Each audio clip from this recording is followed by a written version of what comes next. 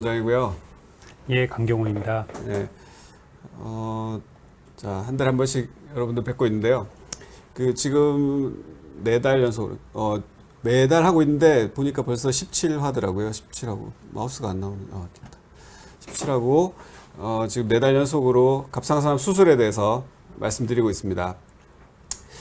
저는 이비인후과 전문의이면서, 갑상선암 두경부암, 주로 이제 암 수술을 하는, 일을 하고 있고요. 우리 강경호 원장도 외과인데 갑상선암을 수술하는 갑상선 내분비외과 전문입니다. 지금 말씀드린 내용들은 제가 이제 책으로 정리해 놨기 때문에 보시다가 궁금한 게 있으면 책을 참고하셔도 되고요. 계속 이제 비슷한 얘기들이 반복되긴 하는데 제가 쭉 환자분들을 진료하면서도 그렇고 이렇게 방송하면서도 암이라는 것 자체, 암의 재발에 대한 개념, 이런 개념들이 좀 더 환자분들한테 이제 아니면 들으시는 분들한테 좀 더 알려드려야 되겠다, 좀 더 확실하게 알려드려야 되겠다, 그런 생각들을 많이 하게 됐습니다. 그래서 오늘도 이제 그런 내용들이고요. 여러 번 보셨던 분들은 비슷한 내용이라고 생각하실 수 있겠습니다. 참여해주신 여러분들 감사드리고요. 암은, 만약에 이제 갑상선암이 여기 생겼으면, 치료를 하겠죠. 갑상선암의 치료는 가장 중요한 치료가 수술입니다. 수술인데, 수술을 하고, 잠시만요.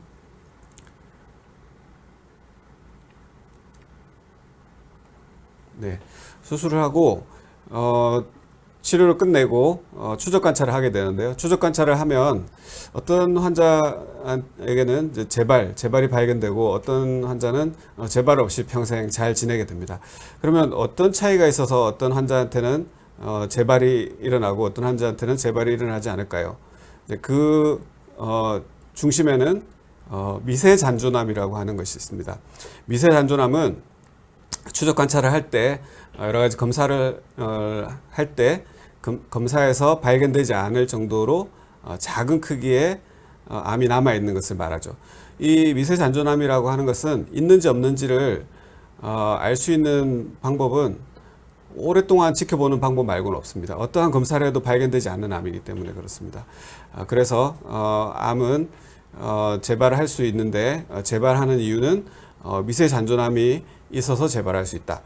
그러면 치료할 때 미세잔존암까지 없애면 재발하지 않겠죠. 근데 이제 미세잔존암이라는 것은 어디에 어떻게 있는지를 알 수 없기 때문에 물론 이제 이 원래 있던 암, 이 원발암이라고 그러는데 원발암의 상태에 따라서 어딘가에 미세잔존암이 많을 확률이 있다, 이렇게 이제 생각할 수도 있고, 어떤 경우에 굉장히 작은 크기의 갑상선암이면 미세잔존암이 수술 후에 남을 확률이 그만큼 낮겠죠. 그런 정도 확률만 알 수 있겠습니다. 그래서 확률이 높은 경우에는 수술 후에 요오드 치료라는 보조 치료를 하게 되죠. 다른 암 같은 경우에는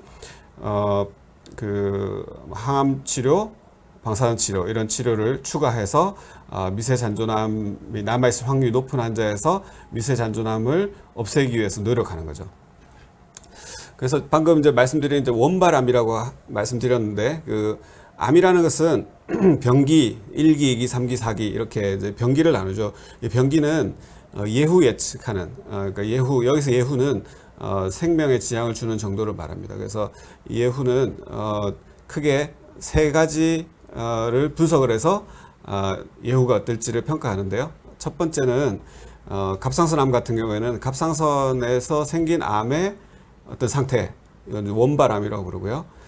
이 암이 어딘가로 이제 전이 되어서 퍼져나가서 아까 이제 눈에 보이지 않을 정도로 작은 상태, 미세한 전이에서 시작해서 그 전이된 암세포가 점점 자라서 크게 커지면 어떤 검사에서 발견되겠죠. 전이암. 그리고 이 전이암이 그 목 부위까지 있는 경우를 이 경부 림프절 전이라고 해서 N이라는 기호로 표시를 하고요. 폐나 뼈나 뇌 아주 멀리까지 가는 경우에 M 해서 원격전이라고 합니다. 그래서 이 3가지를 가지고 암의 병기를 나누는데요. 되게 복잡해서 모두 다 이제 자세히 아실 필요는 없는데 일단 크기가 2cm를 기준으로 1기, 4cm 이하 2기, 주변 침범이 좀 있으면 3기. 여기서 이제 기라고 부른 거는 이제 T 변기를 말합니다. T 변기, 원바람의 변기는 T1, T2, T3, T4 이렇게 네 가지로 크게 나누고 각각에 대해서 A, B 이렇게 나눠져 있기도 합니다. 이거는 암마다 모두 다릅니다. 모두 다른데 갑상선암, 일반적인 갑상선암, 유두암, 여포암, 뭐 저분암 이런 암들은 이 변기 기준으로 가지고 원바람 변기를 나누고요. 림프절 변기는 N 변기. 그래서 전이가 없으면 N0라고 그러고요.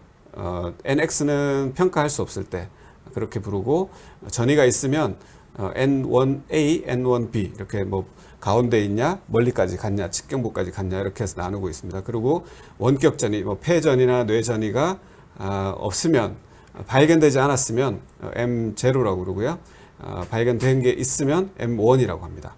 그래서 이 T 변기, N 변기, M 변기 세 가지를 조합해서 되게 복잡하죠. 되게 복잡해서 뭐 외우실 필요는 없는데, 갑상선암의 변기는 다른 암하고 굉장히 다른 특이한 점이 있습니다. 그래서 갑상선암은 나이를 일단 기준으로 나눕니다. 나이는 55세 미만은 예후가 되게 좋다고 생각을 하거든요. 그래서 그러니까 생각한 데보다 예후가 되게 좋습니다. 그래서 T 변기, 모든 T 변기 T1, 2, 3, 4, N1, 2, 3, N1 뭐 이런 거 다 포함해서 전이가 없으면 1기에 해당하고요. 보통 우리가 이제 1기, 2기, 3기, 4기 이렇게 부르는데 그 1기에 해당하고 10년 생존율, 다른 암은 5년 생존율을 얘기하는데 갑상선암 예후가 좋기 때문에 10년 생존율이 약 99% 정도 되고요. 55세 미만에서 어떠한 병기에 관계없이 폐전이가 발견되면 2기에 해당하고 생존율이 약 90% 전후가 됩니다. 근데 55세 이상은 다른 암처럼 이제 좀 복잡하게 각각 T 변기, N 변기에 따라서 1기, 2기, 3기, 4기가 다 나눠지고요. 이제 55세 이상은 M1, 그러니까 폐전이가 있으면 굉장히 예후가 안 좋습니다. 50% 미만, 10년 생존율이 50% 미만이 되고요. 이렇게 나눠져 있습니다. 이거는 좀 다른 각도에서 본 건데 결국은 이제 그 내용을 좀 다르게 표현한 것 뿐입니다. 예. 아까 질문이 하나 있었던 것 같은데요? 위에 없었나요? 부갑상선 쪽에 있었는데. 예. 부갑상선은 제가 내분비외과니까 제가 대답을 해드려야 될 것 같은데, 보통 이제 부갑상선이라고 하면은 갑상선에 질문 먼저 읽어주시고. 예. 네.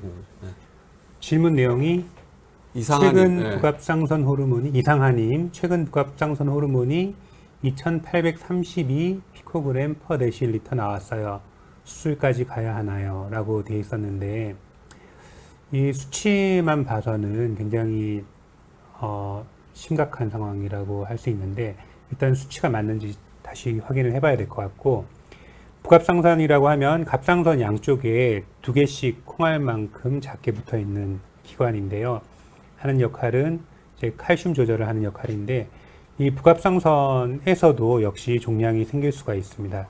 근데 갑상선 종양하고 다르게 부갑상선 종양이 생기면 부갑상선 기능이 항진되게 됩니다. 그렇죠. 갑상선은 피검사의 네. 기능 검사로 알 수 없죠. 그렇죠. 갑상선 종양은 대개는 갑상선 기능하고 전혀 별개의 문제인데, 부갑상선 종양은 생기면은 대개는 이제 부갑상선 기능 항진증으로 이제 가게 되고, 그런 경우는 이제 몸 안에 칼슘 수치가 올라가게 돼서 그 칼슘 혈증 때문에 뭐 요로 결석이 생긴다든지 아니면 췌장염이 생긴다든지 궤양이 생긴다든지 이런 증상이 생길 수가 있는데, 근데 그 정상 수치가 한 위 경계가 한 60까지가 보통 정상으로 보는데, 이분은 2800이라고 나왔는데, 일단은 검사가 제대로 된 건지, 가끔은 이제 피검사가 아니라 그 종양에서 이제 그 미세침 검사를 한 다음에 종양에서 나온 이 세포를 가지고 부갑상선 호르몬 검사를 하는 경우가 있어요. 그런 경우는 이렇게 높게 나오는 경우가 있을 수가 있는데, 저 정도면 일반적으로 혈액 검사에 나오기 좀 어려운 수치. 네, 그래서 혈액 검사에서 나온 게 맞다고 하면은 빨리 이제 가까운 그 내분비외과 전문의를 찾아뵙고 검사를 하시는 게 좋겠고, 만약에 일단은 그게 정말 피 검사에서 나온 게 맞는지 그거를 빨리 먼저 확인하시는 게 좋을 것 같습니다. 네. 딸기 팔공님은 자주 들어오시는 분 같은데, 갑상선 기능 저하증과 항진증은 뭐 오늘 주제와 다른데, 갑상선 호르몬이 정상보다 적게 만들어지면 저하증이라고 그러고, 정상 범위보다 더 많이 만들어져서 혈액 속에 호르몬 수치가 높아지면 항진증이라고 합니다. 이것은 이제 갑상선 염하고 관련되는데요. 이전에 이제 방송했던 내용들도 있고요. 다음에 언제 또 한번 말씀을 드리겠습니다. 마초원님은 오른쪽 반절제 후 3개월 뒤에 오른쪽에 작은 콩알 만한 알맹이가 만져졌습니다. 수술 때는 없었는데 이렇게 짧은 시간 안에도 이런 경우가 있나요? 뭐 이 말씀만 들어서는 정확히 알기는 좀 어렵고요.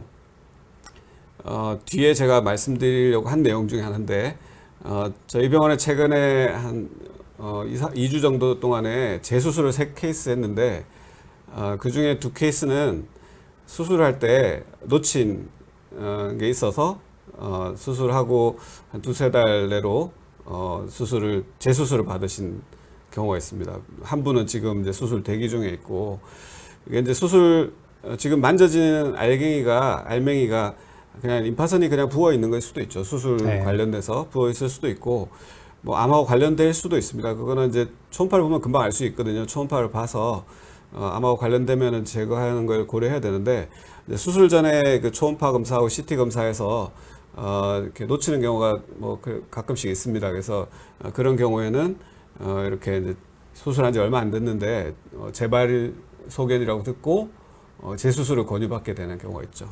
그 재환자 중에서도 이런 환자가 한 명 있었는데, 되게 환자분들이 만져진다고 하는 것들은 이제 임파절이 웬만큼 큰 거가 아니면은 잘 만질 수가 힘든데, 근데 피부 밑에, 바로 밑에 이렇게 수술 부위에 만져지는 경우가 보통 또 흔히 있을 수가 있는데, 그런 경우는 자기가 수술할 때 유착 방지제라고 이제 수술한 부위가 들러붙어서 환자분들이 힘들어하는 그런 이제 가능성을 줄이기 위해서 그런 약을 쓰는데, 가끔은 아주 드물게 그런 것들이 뭉쳐져서 피부 밑에 만져지는 경우가 있더라고요. 그래서 아무 걱정은 하실 필요 없고, 일단은 수술 받으신 병원에 가서 초음파 검사를 빨리 확인을 해보는 게 제일 좋으실 것 같습니다. 네. 조부건님은 갑상선은 영상으로 진단하지 않나요? 갑상선 검사는 2가지 방식으로 합니다. 하나는 혈액 검사, 기능을 볼 때는 혈액 검사를 하고요. 암인지 아닌지를 볼 때는 영상 검사, 초음파 검사를 합니다. CT에서는 갑상선 혹이 잘 보이지 않습니다. 그래서 초음파 검사를 하고, 임파선도 초음파, 뭐 제 개인적으로 초음파가 훨씬 잘 보인다고 생각하는데, 보조적으로 CT가 도움이 될 수 있습니다. 딸기80님은 갑상선암 걸리는 유전자가 따로 있나요? 요 앞에 시간에 비만 유전자신 것 같은데, 갑상선암은 우리나라에서 굉장히 드문 수질암은 유전자가 있죠. 그래서 수질암이 이제 진단이 되면 유전자에 대해서 검사를 하죠. 네. 근데 일반적인 이제 우리나라 가장 흔한 뭐 거의 97% 가까이 되는 유두암은 따로 유전자 물론 이제 갑상선암 유전자를 알고 있는 유전자들이 있죠. 비라프라든지 밑에 질문하신 터트 이런 것들은 유전자가 있긴 한데, 그 유전자는 암세포에서 변질이 된 유전자를 맞습니다. 얘기하는 거고요. 이제 우리 몸에 유전자가 변형이 되어 있는 거를 혈액 검사나 뭐 어떤 검사로 알 수 있는 그런 암에 걸리는 유전자 이런 거는 알려진 게 없습니다. 그리고 최광철님은 갑상선암 수술 후 털트 유전자가 나왔는데 재발률이 높은가요?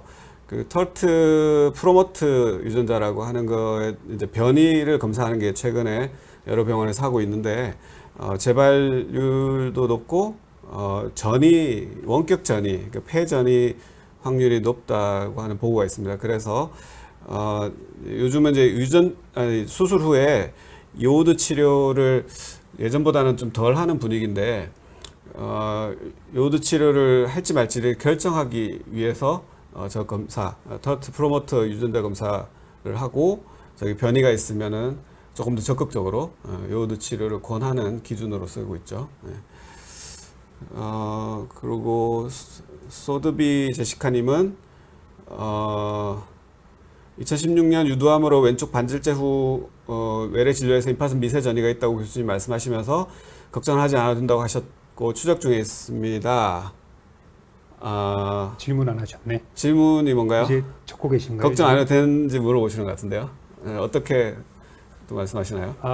반절제를 하셨으면 그 수술하신 선생님 판단하기에 반절제로도 충분히 잘 치료가 될 수 있다고 판단하셨을 거고 그 정도로 초기라고 생각하셨을 거고 반절제를 하면 동연소 치료를 할 수가 없거든요. 그래서 동연소 치료가 필요한 정도 진행된 암이라면 전절제를 하셨을 텐데 그렇지 않다고 판단하셨을 거고 임파선 미세전이라고 하셨는데 예전에는 그 임파선 전이가 됐냐 안 됐냐만 따졌는데 최근에는 전이가 됐으면은 크기가 얼마인지 뭐 2mm 이상인지 이하인지 크게는 뭐 3cm 이상인지 이하인지 이런 것들을 크기를 또 중요하게 보기 때문에 미세전이라고 하면은 아주 작은 임파선 전이었다고 생각이 되고 개수도 많지 않고 그런 경우는 반절제 후에 나머지 갑상선을 제거하지 않고 추적 관찰하더라도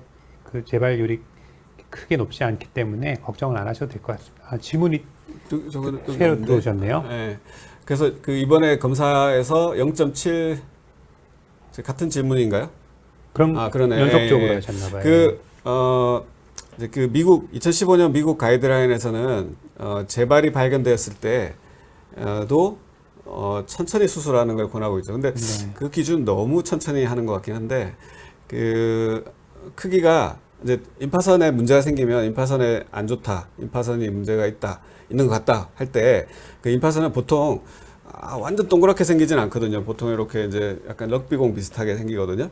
여기서 그 미국 가이드라인에서는 이 짧은 지름, 제일 짧은 지름을 기준으로 여기 이제 중심 경부라고 하는 목 가운데 부위는 8mm 정도 될 때까지, 그리고 이제 측 경부는 1cm 정도 될 때까지 뭐 지켜봐도 된다라는 그런 문장이 있습니다. 근데 그 정도면 너무 크지 않나요? 근데 다른 기준은 다 긴 길이를 가지고 얘기하는데 이렇게 생겼으면 긴 길이를 가지고 정하는데 그 재발에서 재수술 여부를 결정할 때는 짧은 길이로 하거든요. 그러면 굉장히 클 수가 있고요.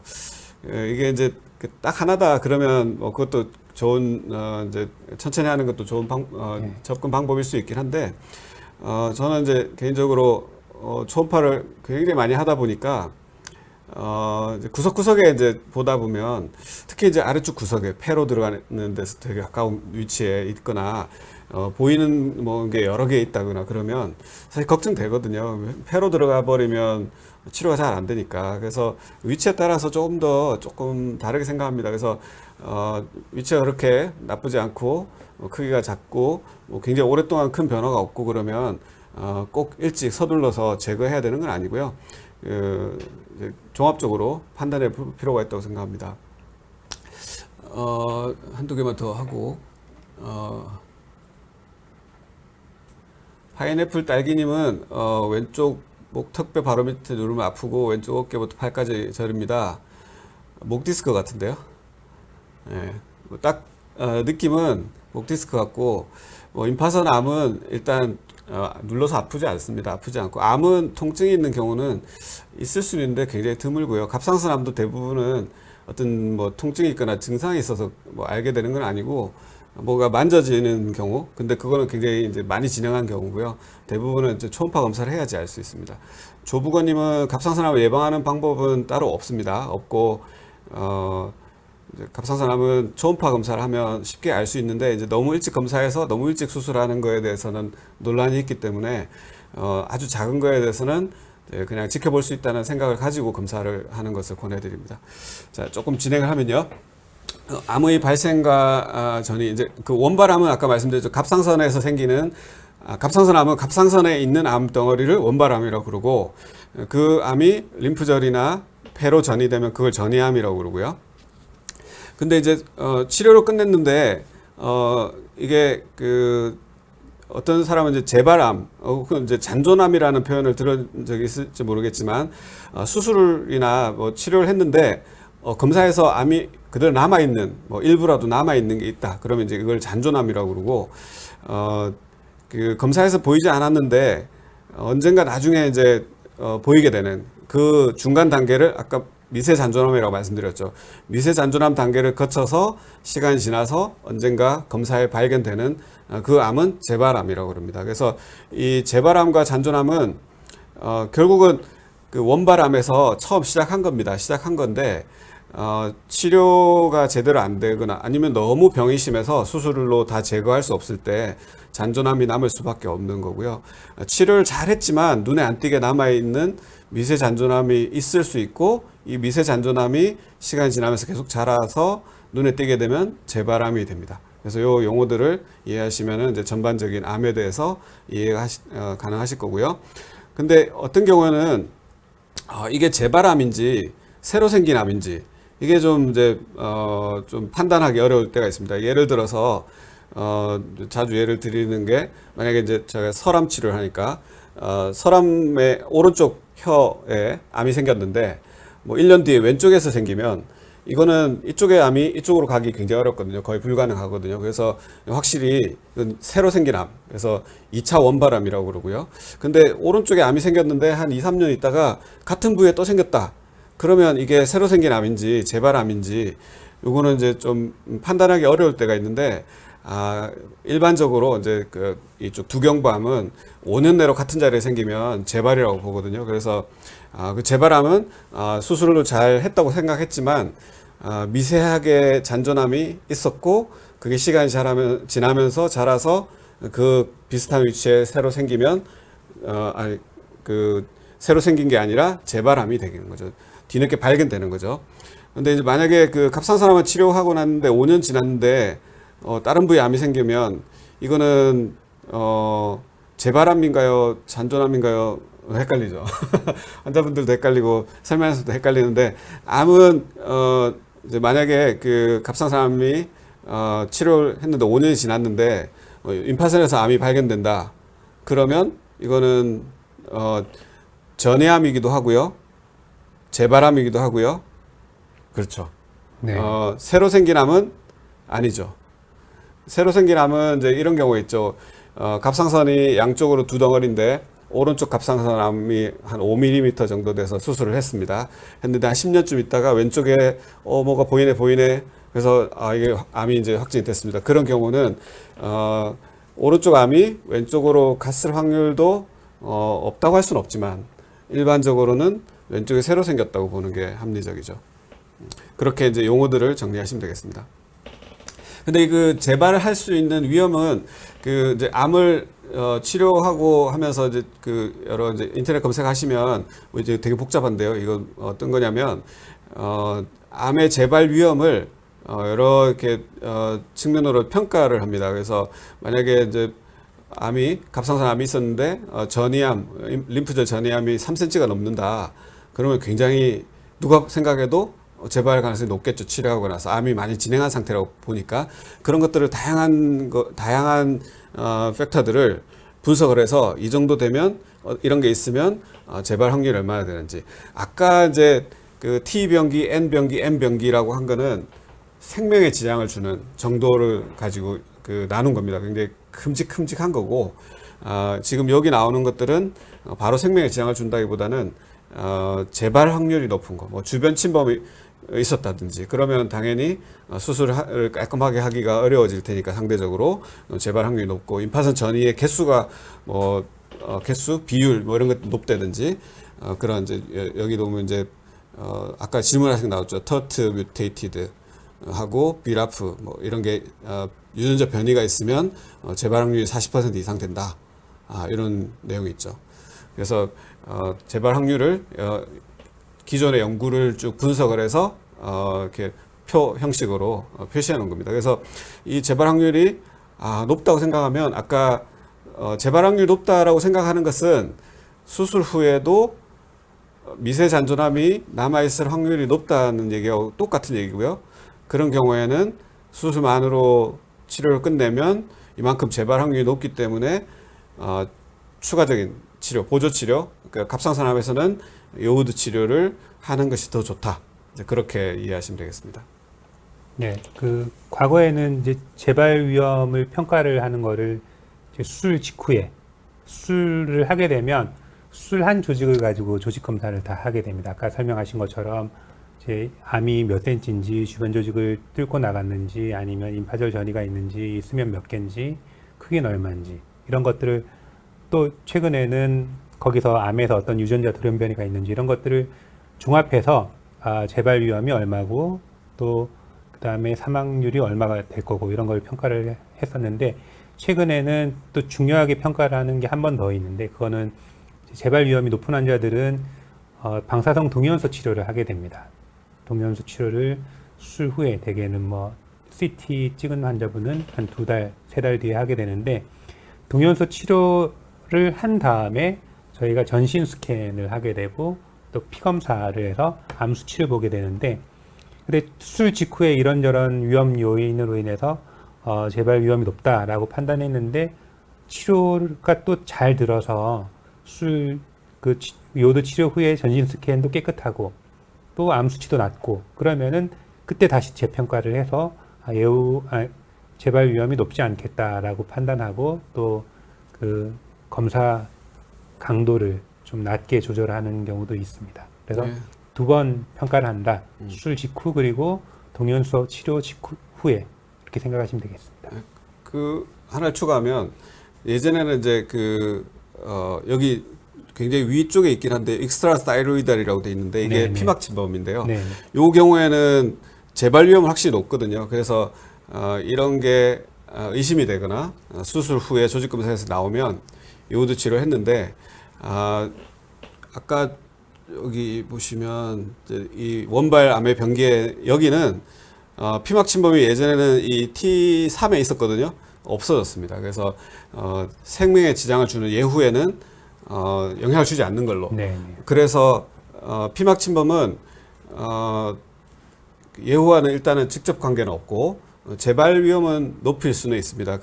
그래서 예전에는 이제 피막 침범이 있으면 요오드 치료를 다 했었는데요. 요즘은 일반적으로 피막 침범만으로는 하진 않고, 여기서 이제 아까 지나간 건데, 요즘 더 안 좋다고 보는 것은 그 피막 침범, 예전에는 이제 현미경으로 봤을 때 피막 침범인데, 요 2017년, 18년에 바뀐 거에서는 유관적인 침범. 이렇게 수술할 때 보이는 침범이 예후가 확실히 안 좋은 걸로 그렇게 나와 있습니다.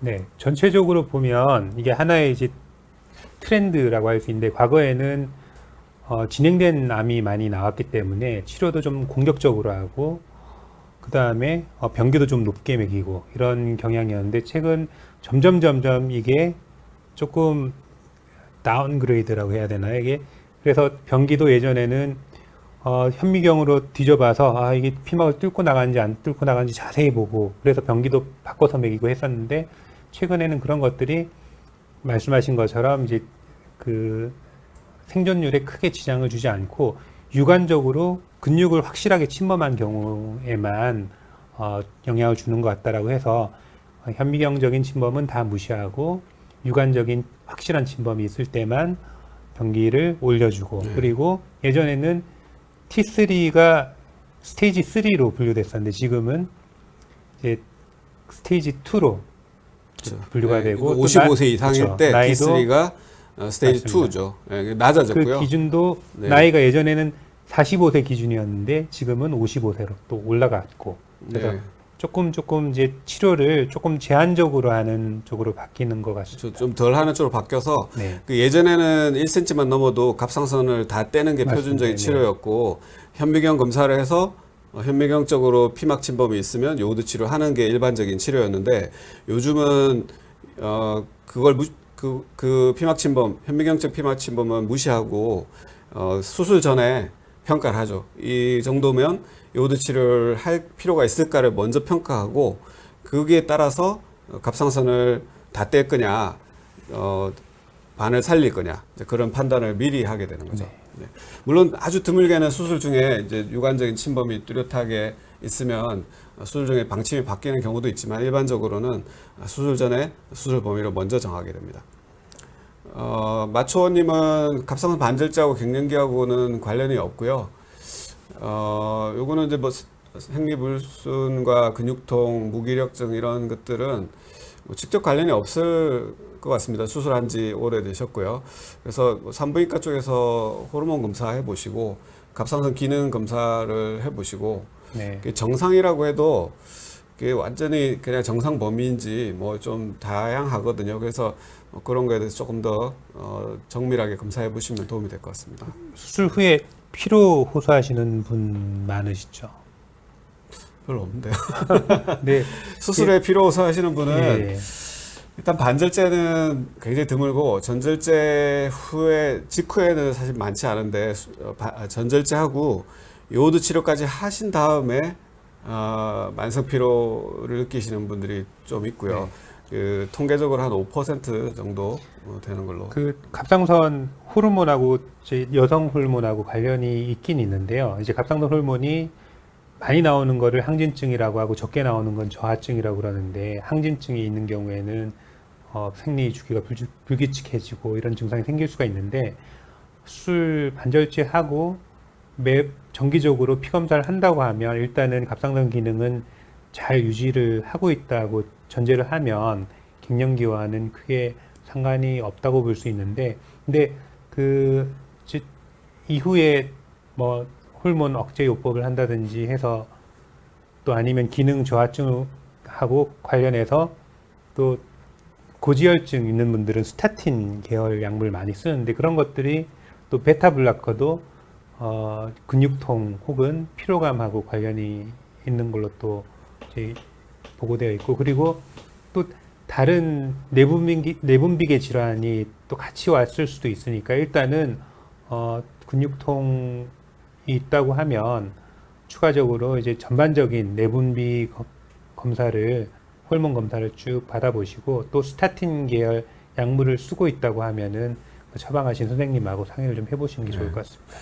주치의 선생님하고 좀 더 면밀하게 상담해 보시면 좋겠고요. 조부관님은 갑상선암 내시경으로 수술하는 거죠. 뭐 내시경이나 로봇으로 할 수도 있고요. 보통은 이제 절개해서 하게 되고요. 식탐의 재앙님은 그럼 그게 결국 잔존암인가요?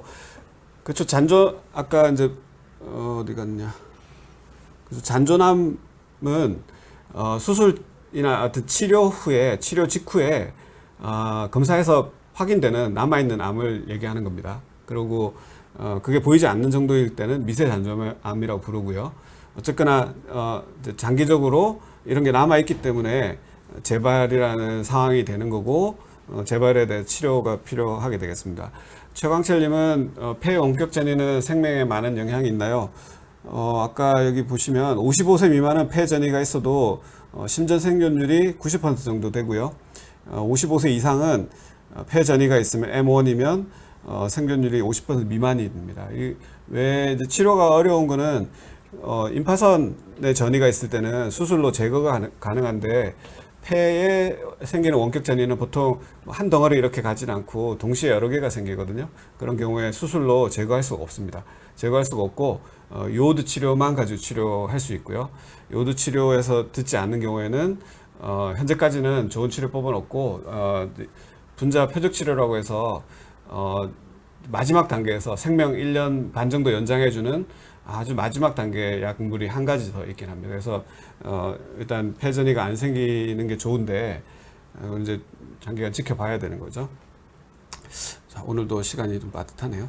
갑상선암 수술은 그래서 그 재발 위험이 높을 때는 만약에 오른쪽 갑상선암이어도 요오드 치료 하려고 그러면 다 떼야 되고요.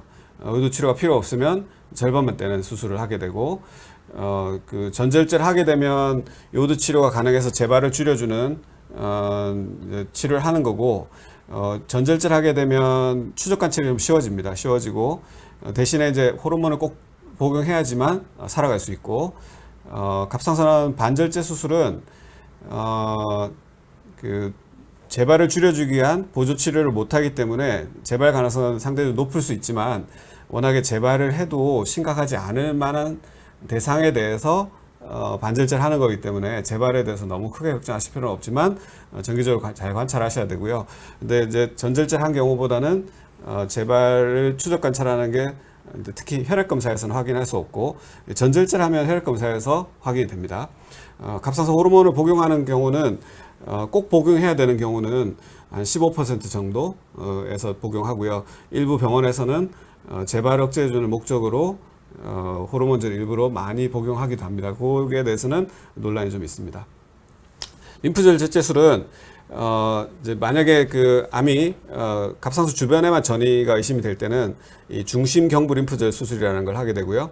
이 큰 혈관을 건너서 목 바깥쪽 옆쪽으로 전이가 된 게 의심이 되는 경우에는 측경부 림프절 절제술을 하게 됩니다. 이때 이제 아까 그 미세 잔존암을 없애려면 수술을 깨끗하게 하는 게 좋겠죠. 예전에는 이제 좀 안 좋아 보이는 것만 주로 떼는 식으로 뭐 수술을 많이 했기 때문에 베리피킹이라는 별칭이 있었는데 요즘은 어떤 구역을 정해놓고 수술을 하는, 그래서 넥 디섹션이라고 부르는 그런 수술은 곽청술, 뭐 청소술 이렇게 부르는 수술은 어떤 구역을 정해놓고 수술하는 겁니다. 그렇다고 해서 그 구역에 있는 모든 암세포가 100% 제거될 거냐? 그럴 확률이 높아지는 거지만 항상 100%일 수는 없겠고요. 그래서 이제 그 수술한 소견이 조직 검사에서 안 좋으면, 물론 전이가 많으면 그 수술을 깨끗하게 했음에도 불구하고 남아 있을 수 있는 미세 잔존암을 없애기 위해서 요오드 치료를 하게 됩니다. 이렇게 이제 림프절 제체술을 이렇게 구역을 나눠서 하게 되고요.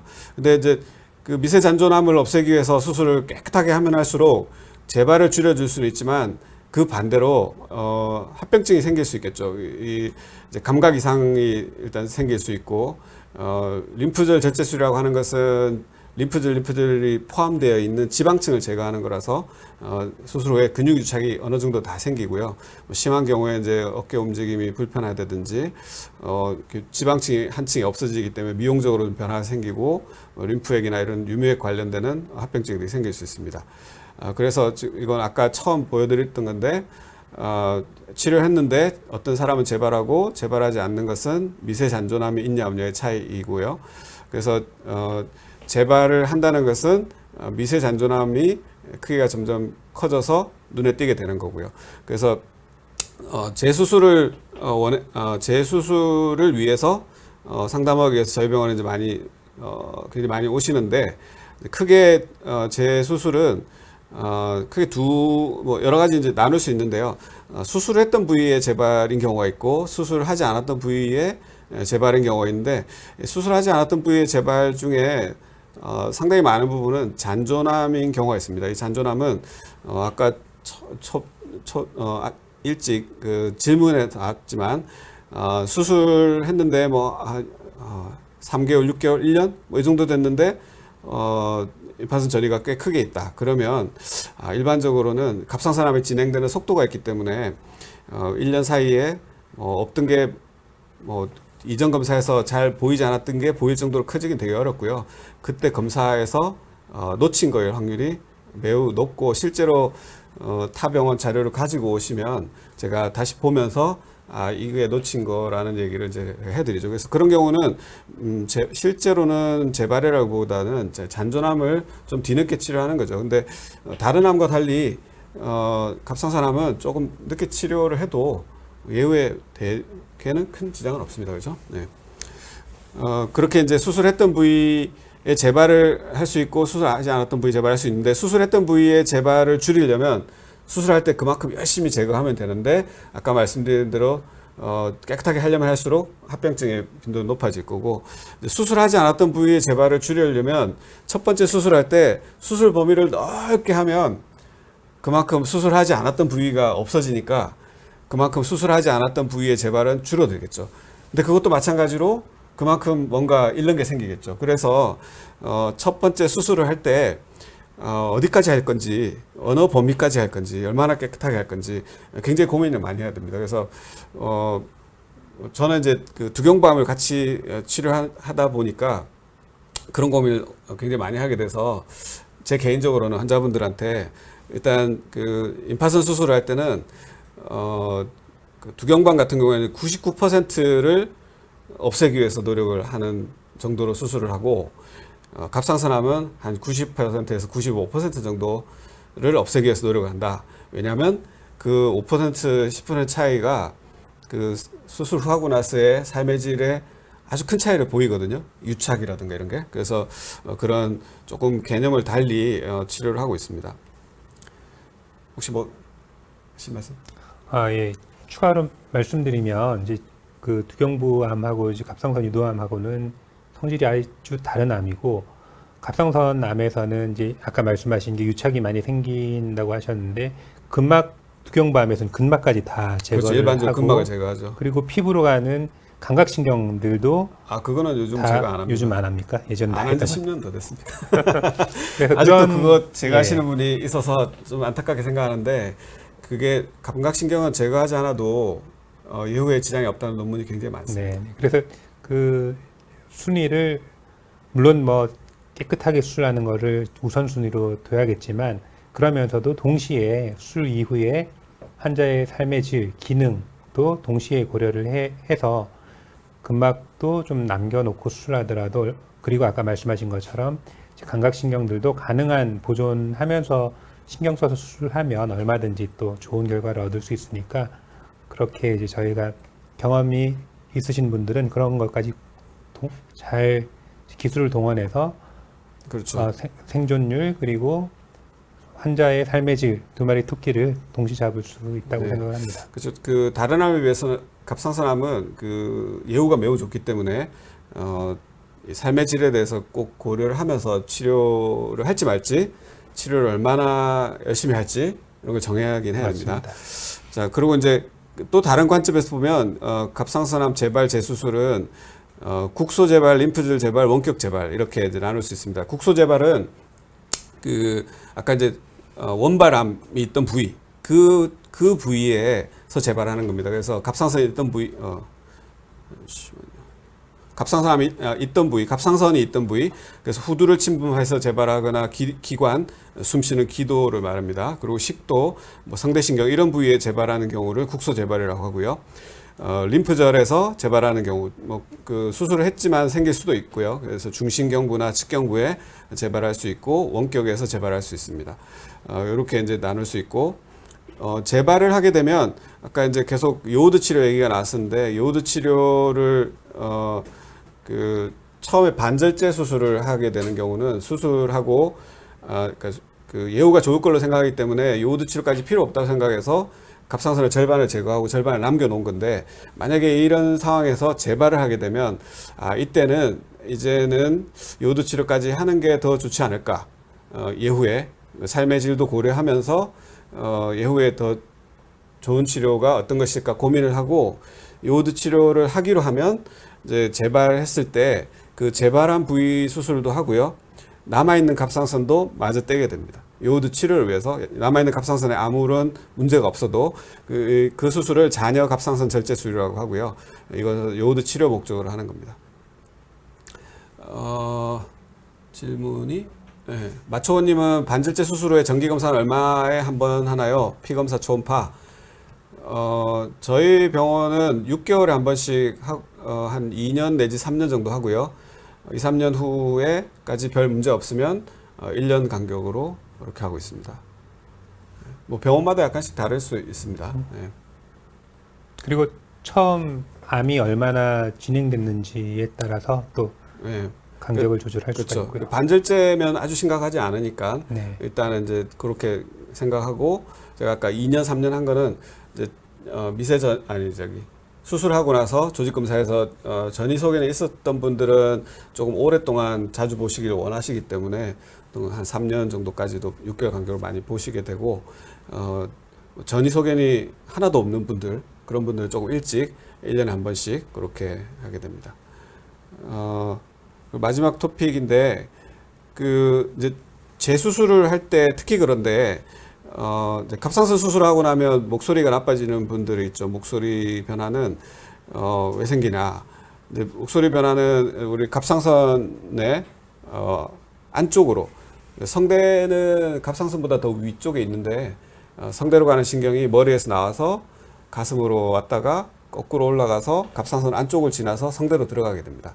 그래서 갑상선에 살짝 붙어 있는데 암이 이제 뒤쪽으로 있지 않더라도 갑상선을 뗄 때는 성대신경을 항상 확인을 하고 여기 있구나 이렇게 쭉 박리를 해서 갑상선과 신경을 분리하게 되거든요. 그래서 항상 건드릴 수밖에 없는데 아무리 조심하고 해도 아주 드물지만 성대신경 마비가 생길 수 있고요.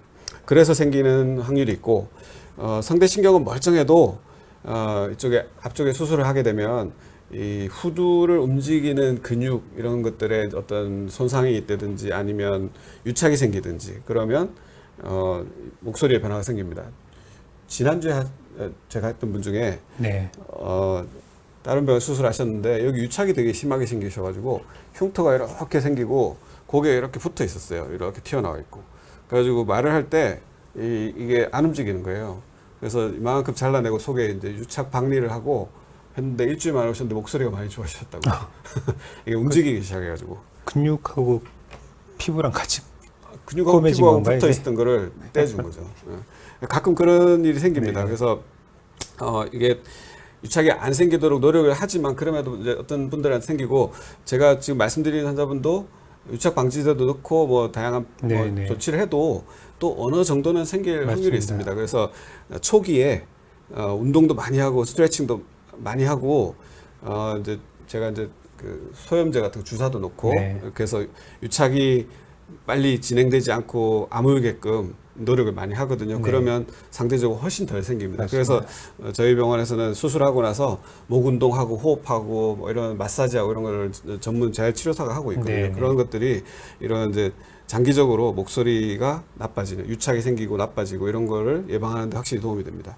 그래서- 유착에 제가 생각에 가장 중요한 영향을 미치는 거는 그 해부학적으로 이제 저희 몸에는 층이 있습니다. 자연적으로 형성된 층이 있는데 이 층을 잘 지켜서 박리를 하면은 다시 이렇게 띄어놨다가 붙여놓더라도 유착이 좀 덜 생기고 근데 이 층을 아래층으로 갔다 위층으로 갔다 이렇게 왔다 갔다 이렇게 제대로 박리를 하지 않으면 또 유착이 또 심하게 생기거든요. 그래서 이제 대개는 그 제 수련 병원에 있으면은 이제 그 수련이들도 교육을 받아야 하니까 그런 것들을 교육 차원에서 박리를 하는 거를 이제 많이 연습을 시키는데 그 뭐 대학병원이 좋은 점도 있지만 저희 땡큐 이비인후과 같이 저희가 직접 전문의가 처음부터 끝까지 잘 수술을 이제 할 수 있는 데서는 해부학적으로 층을 만드는 것부터 저희가 다 하기 때문에 상대적으로 유착이 좀 덜 생길 수 있다고 생각합니다.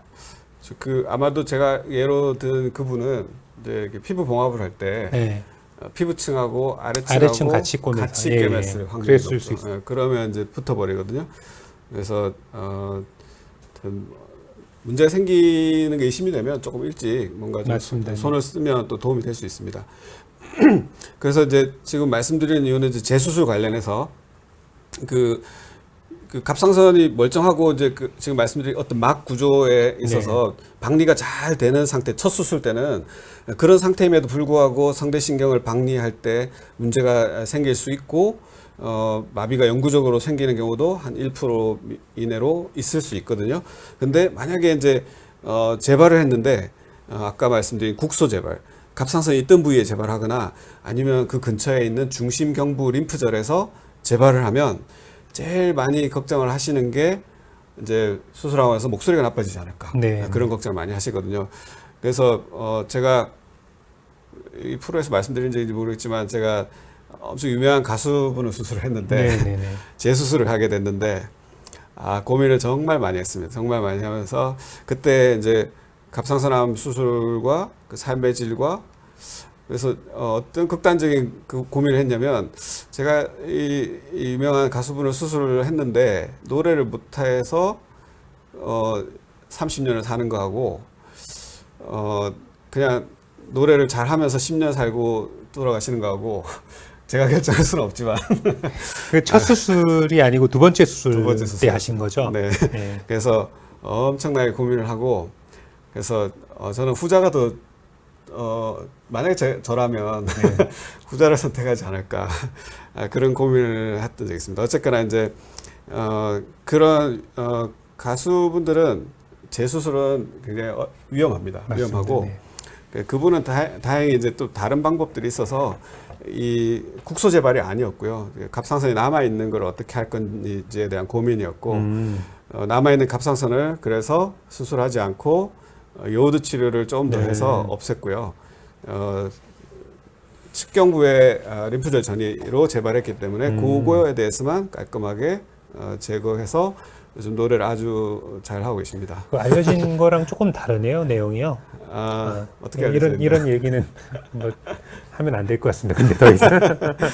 제가 말씀드린 게 네. 정확한 거고, 저는 굉장히 고민 많이 했고, MD 앤더슨에 계신 갑상선 하시는 선생님이 이제 사모님이 한국 분이셔가지고 놀러 오셔가지고 제가 여쭤봤어요. 네. 가수분 수술을 해야 되는데 어떻게 하면 좋겠냐. 그분이 적극적으로 그 방법을 권해주셨기 네. 때문에 그렇게 했고 아주 제가 만족스럽게 했습니다. 그냥 흘러 도는 소문에 듣기로는 신경 옆에 생겨가지고 신경을 보존하기 위해서 암을 일부는 남겨뒀다 이런 얘기를 들었는데 그건 전혀 아닙니다. 사실이 아니겠네요. 전혀 아니고요. 그 환자분한테 제일 가장 좋은 방법으로 최적의 솔루션을 잘 제공을 하셨네. 그렇죠. 갑상선이 이만큼 남아 있었습니다. 네. 그걸 어떻게 할 건지 고민을 한 네, 거죠. 네, 네. 근데 그때는 지금 이제 조금 주제가 바뀌었는데 벗어났는데 요즘은 이제 갑상선이 반절제하고 나서 특별한 경우에는 갑상선 반절제 남아 있는 갑상선을 요오드 치료로 없애기도 합니다. 그 개념이 2015년 정도에 생겼습니다. 그분이 그때쯤 수술했거든요. 그래서 그때는 그 개념이 이제 막 나오기 시작해가지고 그거를 많이 생각을 못했대요. 아니 과거에도 있었는데 그걸 왜 포기하게 됐냐면 이제 그러면은 요오드 양을 많이 써야 되고 그렇죠. 그러면은 방사성 요오드 치료 때문에 생길 수 있는 부작용 혹은 이차암들이 우려됐기 때문에 그런 방법을 쓰지 않고 이제 남은 갑상선을 수술로 제거하는 방법을 썼었는데 근데 이분처럼 정말 제 득실을 따졌을 때 이분은 성대 신경을 보존하는 게 무엇보다 최우선적으로 그렇죠. 고려를 해야 될 상황이기 때문에 그런 경우에는 뭐 동요소 치료 때문에 생길 수 있는 부작용보다 성대를 좋은 상태로 유지하는 게 훨씬 더 중요하기 때문에 그런 방법을 네, 쓰는 게 맞습니다. 합리적이라고 생각합니다. 그렇죠. 그래서 이제 만약에 이제 근데 국소 재발이나 림프절 재발이 진짜 성대신경과 가까이 있으면 네. 그분은 다른 얘기지만 있으면은 그 부위를 수술을 해야 되거든요. 그럴 때는 이제 수술 중에 그 신경을 감시하는 장치가 있습니다. 우리 강경호 원장님이 이 신경 감시 학회 이사님이시죠? 보험 이사입니다. 네. 잠깐만 시간이 얼마 안 남았어요. 예, 1분 예. 요약으로 설명해 주시죠. 이 장치는 뭐냐면 우리 신경이라는 것은 정기적 자극을 통해서 근육을 이제 수축시키는 그런 건데요.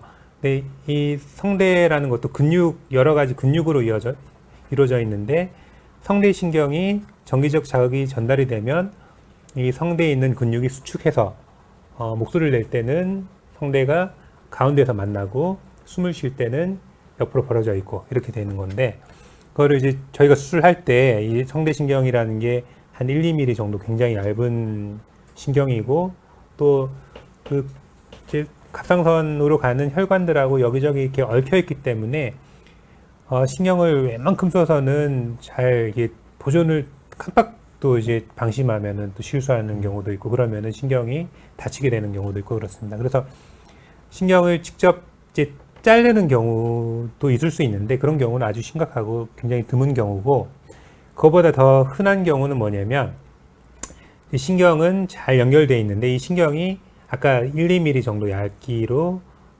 있는데 이 신경이 조금 당겨지면 기능이 떨어지게 돼요. 그래서 겉보기에는 멀쩡한데 수술 끝내고 나서 겉보기에서 멀쩡하고 수술하신 선생님도 신경 잘 보존됐습니다라고 했는데 수술 후에 보면은 그쪽 성대가 마비가 되어 있는 경우가 있을 수가 있습니다. 그런 경우가 이제 수술 중에 성대 신경이 이제 땡겨진 경우. 그렇죠. 그런 경우에 이제 예. 이 기계에서 알람을 울려주죠. 네, 그리고 네, 네. 신경이 상태가 괜찮은지를 정기 네. 자극을 줘서 확인할 수 있는 네, 기계입니다. 제가 좀 그래서 마무리 좀 해도 될까요?